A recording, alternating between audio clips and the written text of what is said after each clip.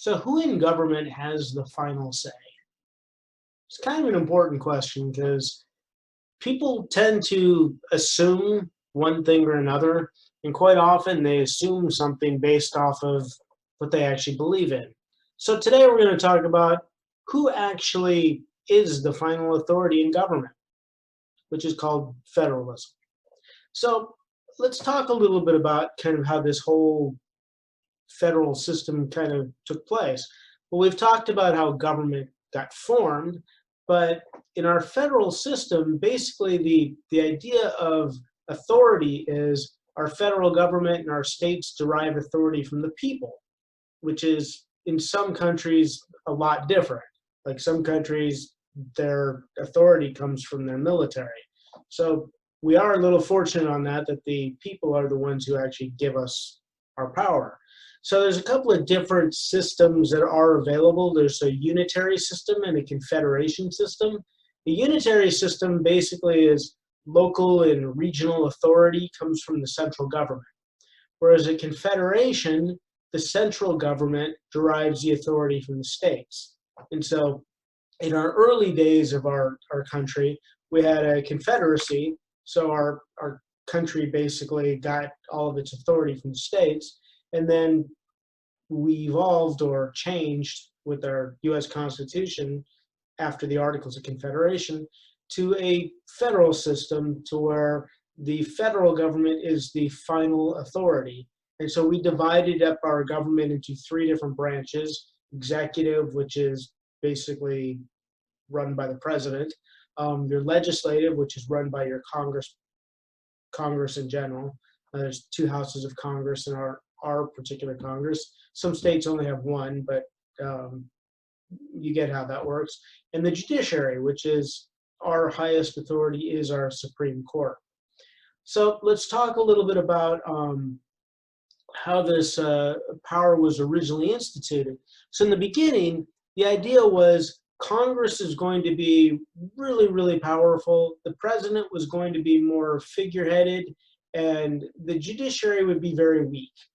And so it didn't stay that way, because at some point you actually needed the judiciary in order to actually decide everything for everybody else. Because one of the biggest problems in having separations of powers is knowing who's the final authority.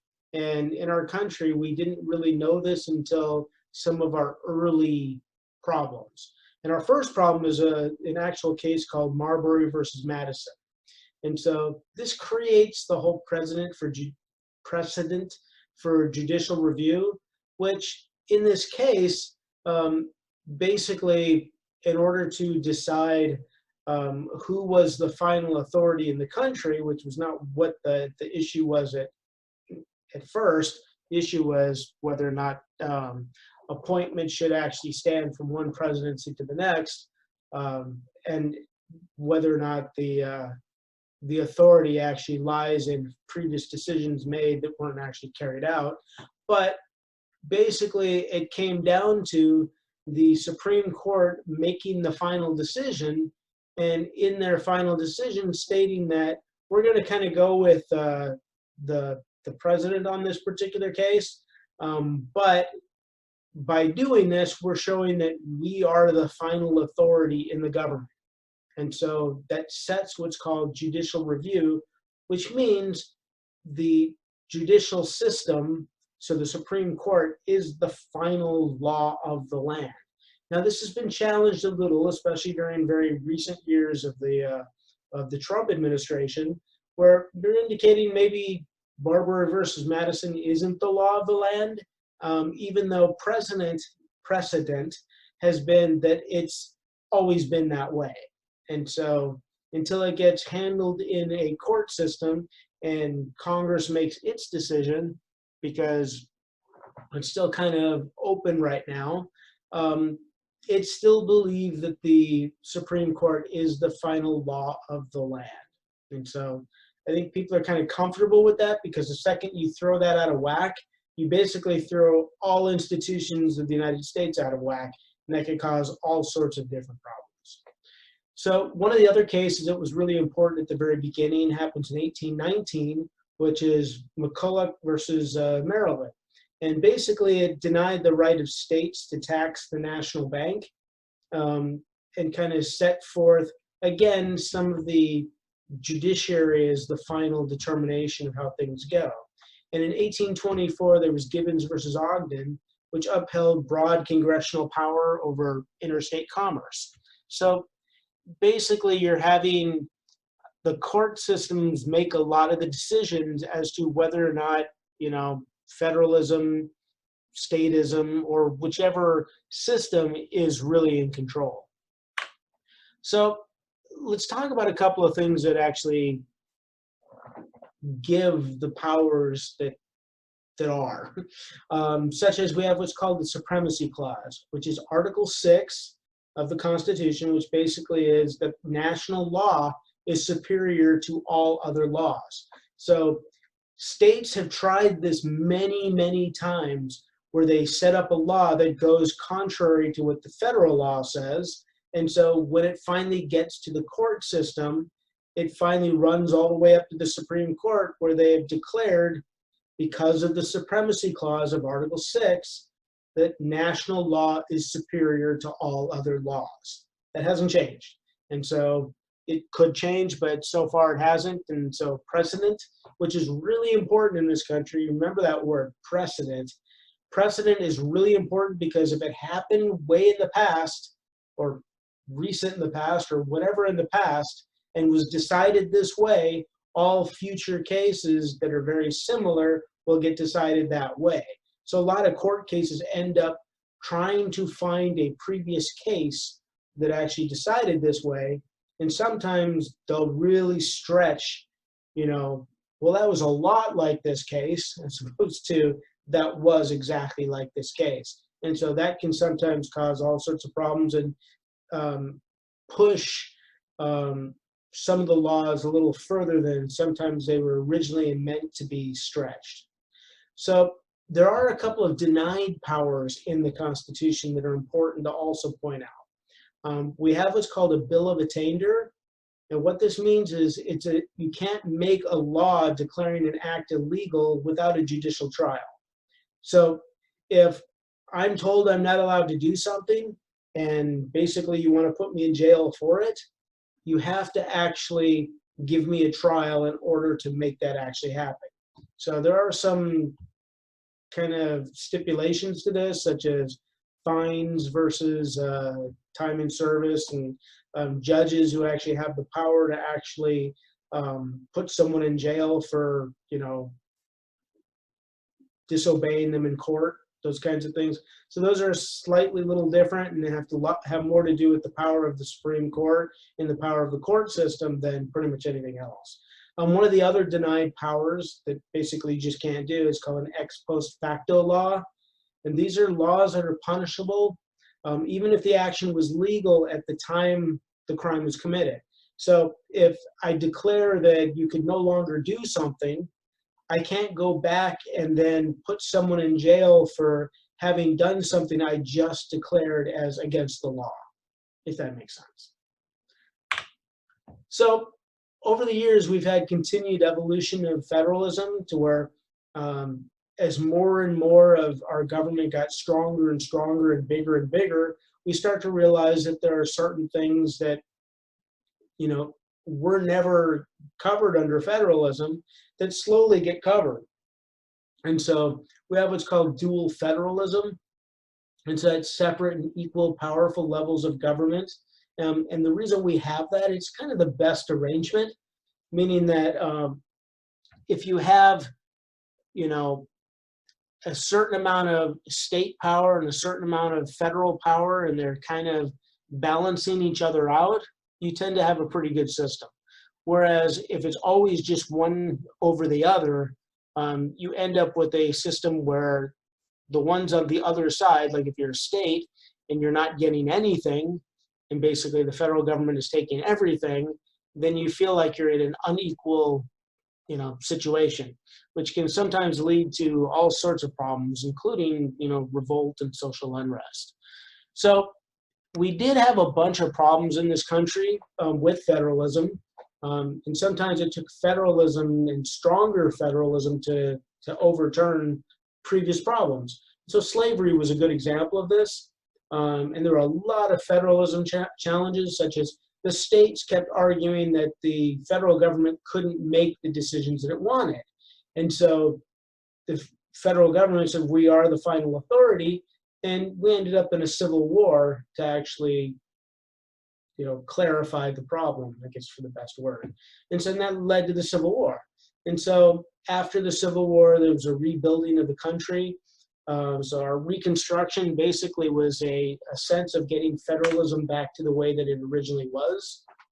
So it's kind of important that there's a lot of push and pull when it comes to federalism.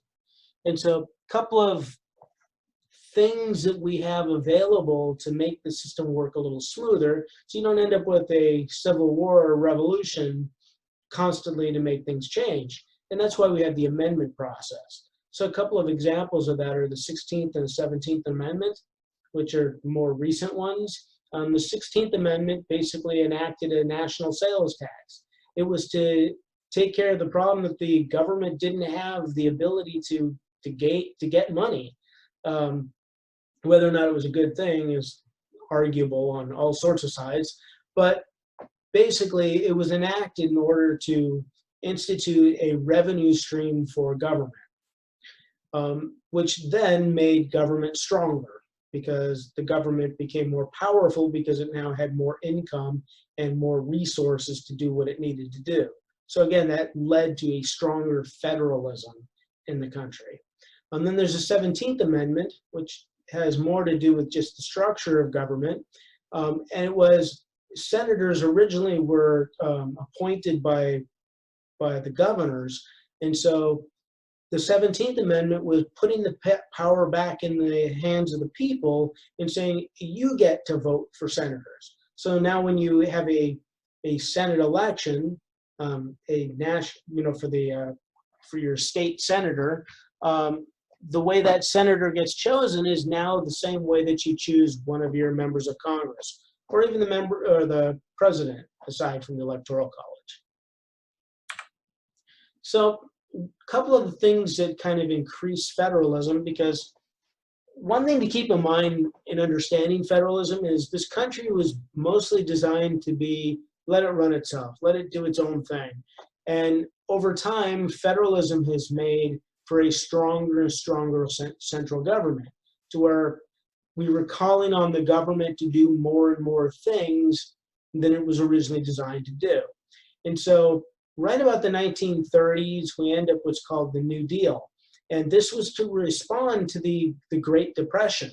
So the Great Depression, I believe, 1920s, really caused all sorts of problems and destroyed industry. And so this was an attempt to kind of get people back out there working. And so had to change a lot of things, and it required government become a lot more powerful than it was before, because the states weren't allowing anyone to do anything because they still had more control than they originally had before. So the Supreme Court basically sided with a lot of the federal government in order to get a lot of this stuff done. And so basically Roosevelt at that time, who was president and was president for 4 terms, only president to serve for 4 terms, before a amendment actually made that so you can't do that anymore. You can only have 2 terms. But before all of this kind of happened, and as a result of all of this, is we ended up with a much stronger federal government than we ever had before. And so the New Deal literally made our federal government that much more powerful. And so after World War II, and after the death of Roosevelt, basically you have the idea that we continued on the same way that we were doing before, so it's called the post-New Deal process. But we have what's called the Cold War, and the Cold War ends up being a scenario where we needed strong federal government because strong federal government needed to create a massive industrial complex in order to literally fight a phantom enemy that was out there. And so we literally created one of the strongest military, or the strongest military in the world, kind of for sake of having to do it. And so the Cold War basically creates all sorts of deficit spending, and defense budget just goes kind of ridiculous. But it makes our federal government that much more powerful. So all during this time, we have a conflict between Republicans and Democrats over whether or not we should have big government. Now, historically, Democrats have been arguing for big government, whereas Republicans have been arguing against it. Well, that kind of worked for quite an easy unifying process for both sides. And then over time, Republicans got more and more involved in government, such as more positions in government. And so now you have both sides that are kind of pretty happy over big government, with a few select people from both sides saying big government is bad. And so sometimes it's only in name only that some of the old divisions still exist, such as, you know, a Republican saying big government is bad, but only kind of saying it because Democrats believe big government was good, if that makes any sense. Because when you've been in government for quite some time, you tend to see it as a good thing. And so even during the Trump election, or Trump campaign, original campaign, the idea was that we needed to cut down on government and kind of get back to the days of small government. Well, we didn't get that. Even after Trump became president, we became even stronger with bigger government. Just, again, it's not because of the people involved. It's because once you've got a certain amount of power, you tend not to want to give it up. And that's kind of a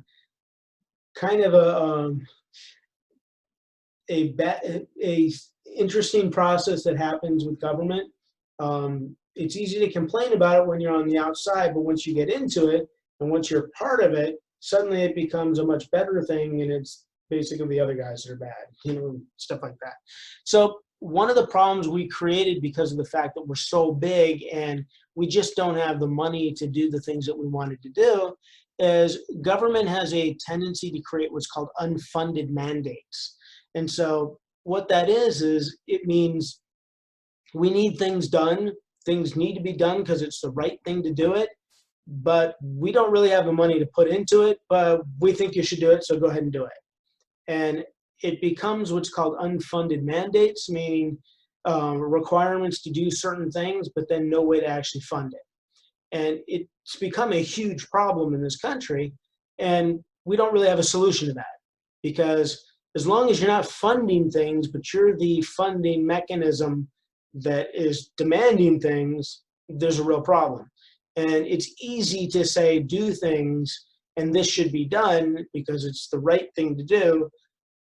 But when you don't pay for it, it doesn't make it actually happen. So kind of one of the problems that we have. So let's talk about a couple of the very recent eras. Ronald Reagan and George H.W. Bush, so the first Bush, basically had massive cuts in domestic spending because they needed more money for federal spending. And so it was a serious war in the Cold War, not a shooting war, but a war to build a larger military. And so it had serious increases in defense spending. So during the Clinton era, we kind of had similar and a problem at the same time. So basically it was increased national power because, again, Democrats have tended to be more towards having a strong federal government, but and you couldn't really stop the military from being what it was and having to grow the way that it does because you have to maintain it.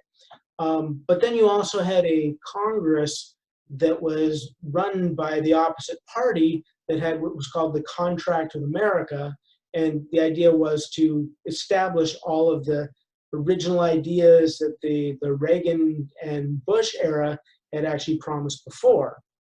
So then the next era that we had was the George W. Bush, which kind of started going the same direction that the original Ronald Reagan period was, and then kind of with a mix of Clinton.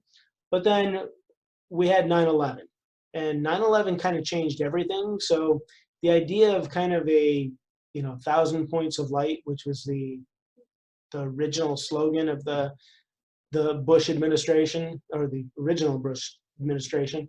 And so it was kind of like an idea to continue that on. But what ended up happening was we ended up with a much stronger state-generated, much stronger state, and kind of a surveillance state of what was never actually imagined we were going to end up in. And so that's kind of where federal government became much more stronger than it's ever been before. And then after that, you had the Obama administration, which was kind of a move back to the Clinton era, kind of like an accountability stage for some of the previous generations that we've had before. And now we're in the Trump administration, which still too early to really kind of figure out what the process is. And with the pandemic and all these sorts of situations happening, these sorts of things happen to where some huge instrumental event can actually cause things to completely spin a completely different direction than what they were originally intended to go. So whereas the Trump administration may have been moving towards, let's move away from, federal government or federal control, now we're back into we need federal control because the states are basically not powerful enough to do what they need to do. But because there hasn't been federal input in the places that you actually need, the states are becoming much more powerful than they ever should have been, especially dealing with the Federal Supremacy Clause. So let's talk about a couple of issues that are really, really kind of important to kind of keep in the headlights. There's an item that keeps coming back every now and then called the Line-Item Veto. And what that is presidents have always wanted to veto specific ideas within budgets. And the way they have to do it now is they either approve or disapprove of the entire budget. And then Congress decides whether or not they accept. So they have to overturn with a 2/3 majority or basically accept the president's decision.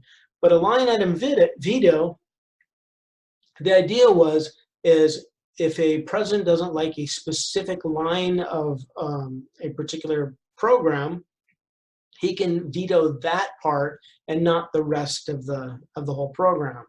Well, this kind of worked out pretty well as an idea because Republicans really wanted to put it into power, and so they made it a law. And then the second it actually got used, which happened to be during the Clinton administration, the Republicans challenged it to the Supreme Court, and then the Supreme Court overturned it. So it's kind of one of those really weird laws that kind of happened. During the early 2000s, basically, same-sex marriage became a huge issue in this country, which is another one of the huge issues of significance. And so there's a huge vexing concern between both the states and the federal government as to who has the final authority. We don't really have an answer to this yet.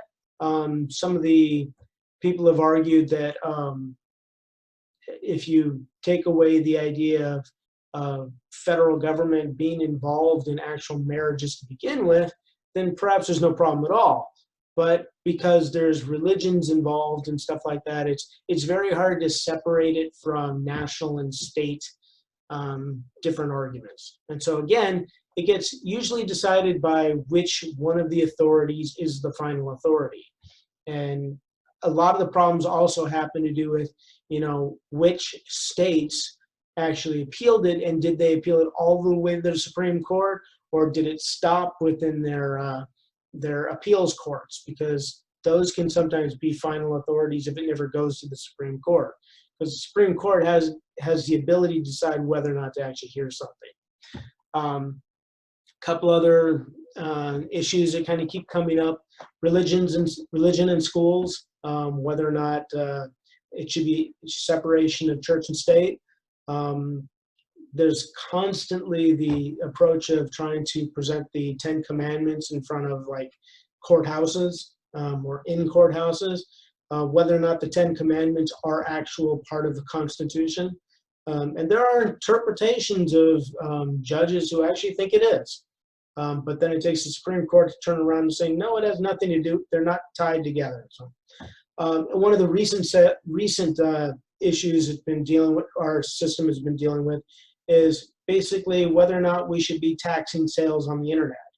And so people generally say, yeah, you should be able to tax everything. But the question is whether it's a federal tax or whether it should be a state tax, because remember, the internet is international. So you could have somebody in Wisconsin saying they need to tax somebody who's doing business in Wyoming. And so that becomes all sorts of problems to where that may end up being decided through the federal decision process rather than just the regular state versus state kind of a thing. So those are a couple of the issues to kind of keep in mind. There's not much more to really get into on this particular issue. Federalism, again, at least in this country as it stands, is what finally makes the final determination is what the federal government decides. But remember, we live in an evolving system, which means things could change at any time based on thoughts and processes, and how somebody thinks tomorrow may not be the same way as we're thinking today. And so an interpretation may change just by the sake of who's actually interpreting it going forward. So, but for the idea of precedent, it's kind of a comfortable thing, because if you know what people expect of you, it's easier to kind of get things done. And so that's kind of how our process has been working, and it's kind of how our whole legal system has been created. And so as long as that keeps working, you don't have arbitrary decisions based off of, you know, some individual saying, I think it should be this way, and then that becoming the law. You still have a democracy. And that's kind of, in the end, the goal of the whole process, because remember, the power resides with the people, not with the individuals who got put into power in the first place.